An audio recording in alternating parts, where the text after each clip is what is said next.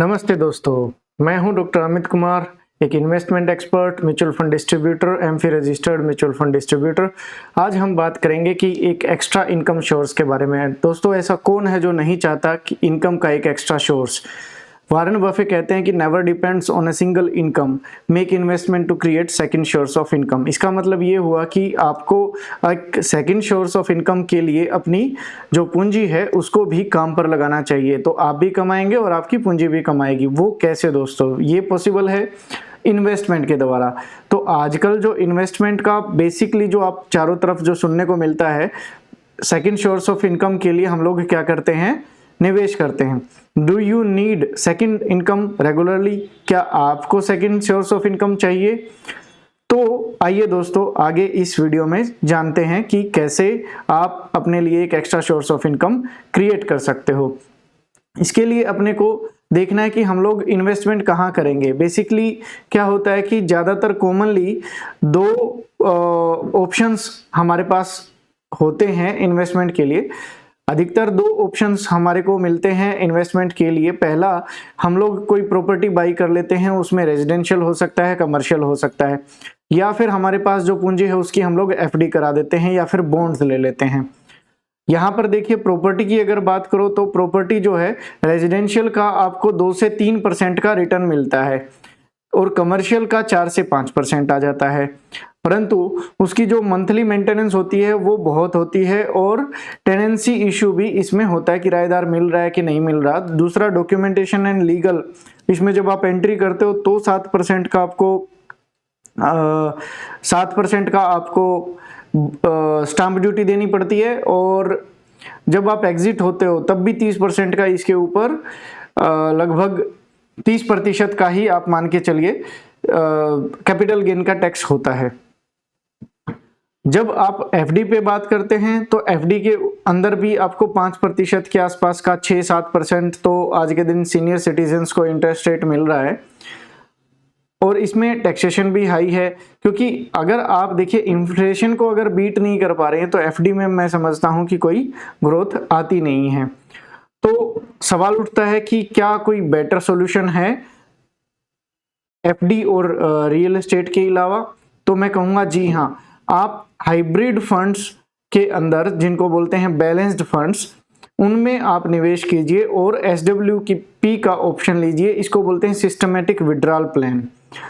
23 साल की जो हिस्ट्री है वो इक्विटी हाइब्रिड फंड्स की, वो अगर हम लोग 5 साल का एक एग्जाम्पल लेकर के चलते हैं, किसी ने 15 लाख रुपए इन्वेस्टमेंट किया था और 5 साल के लिए किया था, जो कि अभी वो मंथली विड्रॉल कर रहा है 7500 रुपये।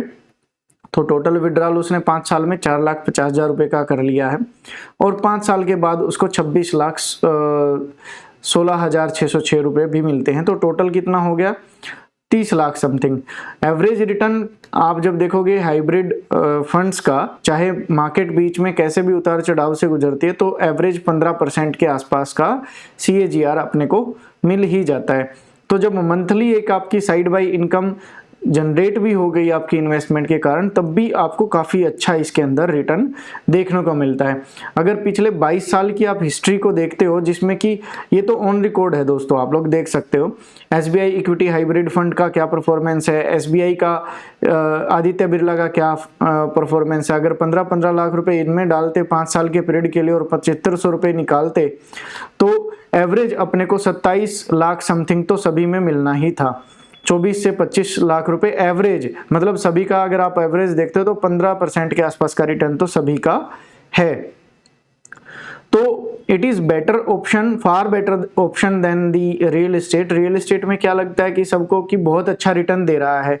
रिटर्न क्या दे रहा है वो आप देख पाओगे, 2% का रिटर्न आपको मिलता है। उसका एंट्री कॉस्ट भी बहुत हाई है और एग्जिट कॉस्ट भी बहुत हाई है। उसके ऊपर हम लोग बात कर लेते हैं। पहले एक दिमाग में आता है कि भाई रिस्क कितना होगा इसमें। रिस्क की बात करते हो तो इक्विटी हाइब्रिड फंड्स जो होते हैं, इनमें जब मार्केट नेगेटिव भी परफॉर्म कर रही होती है, उसके इम्पैक्ट को देखने के बाद भी आपको एक एवरेज बहुत अच्छा सा रिटर्न आ जाता है। जैसे आप अभी 2020 का एग्जांपल ले लीजिए, कोरोना आ गया था, तो कोरोना के बाद भी 1 साल नेगेटिव रिटर्न्स दिए, उसके बाद भी अगर आप देखोगे तो 7 से 8% का CAGR आराम से मिला था। हाइब्रिड प्रोडक्ट्स जो होते हैं उनमें इक्विटी और डेट का रेशियो रहता है, क्योंकि आपको हर मंथ जो निकालना होता है ना पैसा, मान लो आपको 6% तक का अधिकतम ऐसे रेकमेंड किया जाता है कि आप 6% तक का विड्रॉल ले लीजिए आपकी जो इन्वेस्टमेंट है उसके ऊपर। तो वो जो फंड्स जो लिक्विड में रखना होता है ना, उसको हम लोग पार्क करते हैं डेट फंड में, और बाकी का इक्विटी रहता है। इसमें एक सर्टेन रेशियो होता है जो कि आपके रिस्क को भी कम करता है और आपको ग्रोथ भी देता है। ग्रोथ देने के लिए इक्विटी है और सिक्योरिटी देने के लिए डेट फंड है। तो ये एक परफेक्ट कॉम्बिनेशन होता है हाइब्रिड फंड्स में, जहां आप SWP लेते हो, जहां पर आप सिस्टमेटिक विड्रॉल प्लान में जाते हो, तो हाईली रेकमेंड किया जाता है कि वो हाइब्रिड फंड में ही आप निवेश कीजिए, क्योंकि यहां पर क्या है कि ग्रोथ भी है और स्टेबिलिटी भी है। आगे बात करते हैं, आखिर ये SWP होता क्या है। इसको बोलते हैं दोस्तों सिस्टमेटिक विड्रॉल प्लान।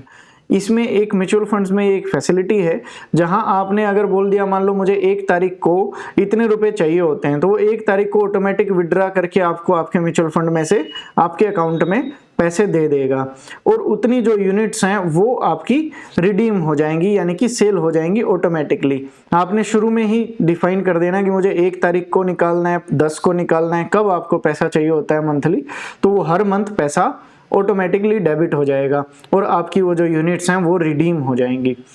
अब बात आती है कि आप इसी के अंदर क्यों निवेश करें, अग्रेसिव हाइब्रिड फंड्स में आप क्यों निवेश करें। आप बैलेंस्ड एडवांटेज भी हैं, हाइब्रिड फंड्स भी हैं, अग्रेसिव फंड्स भी हैं।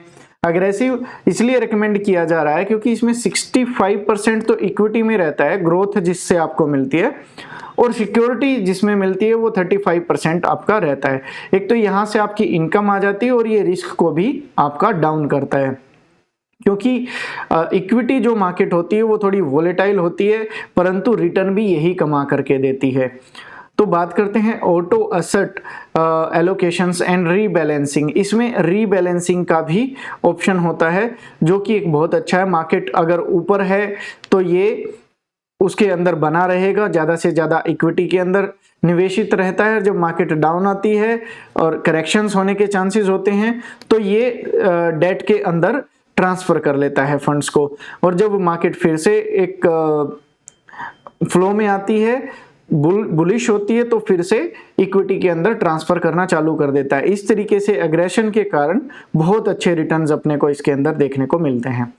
बात आती है फिर इक्विटी का टैक्सेशन आपको मिल गया। इसमें एफडी की कंपैरिजन में अपने को लाभ मिलता है क्योंकि इक्विटी भी है इसमें, और इक्विटी में सरकार का जो कहना है कि भाई म्यूचुअल फंड्स में आप निवेश करते हो तो पहले 1 लाख के ऊपर तो कोई इंटरेस्ट देना नहीं, उसके ऊपर कैप है 10% का, और शॉर्ट टर्म अगर कैपिटल गेन टैक्स है तो उसमें प्रॉपर्टी की बजाय तो हाफ है, 15% का आपका कैपिटल गेन का टैक्स है।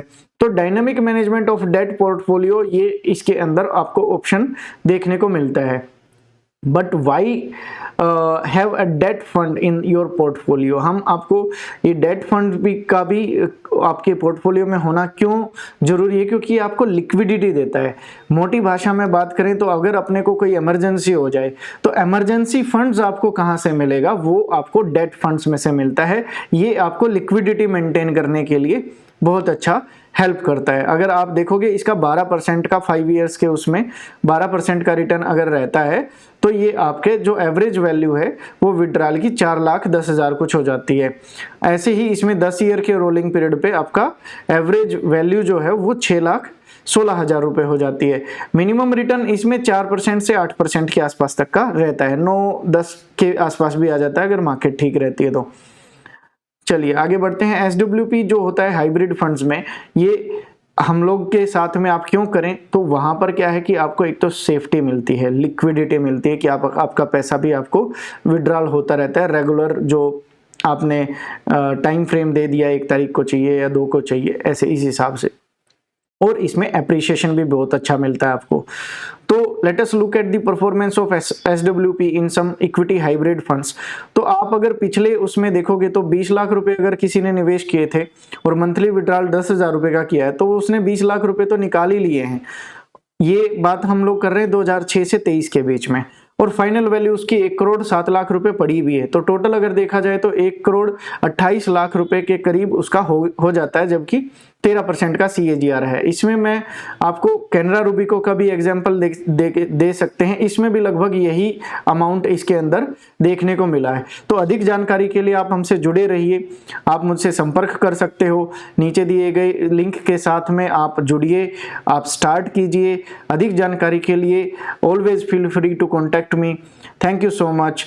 Doctor Amit Kumar was here for your help. Thank you so much.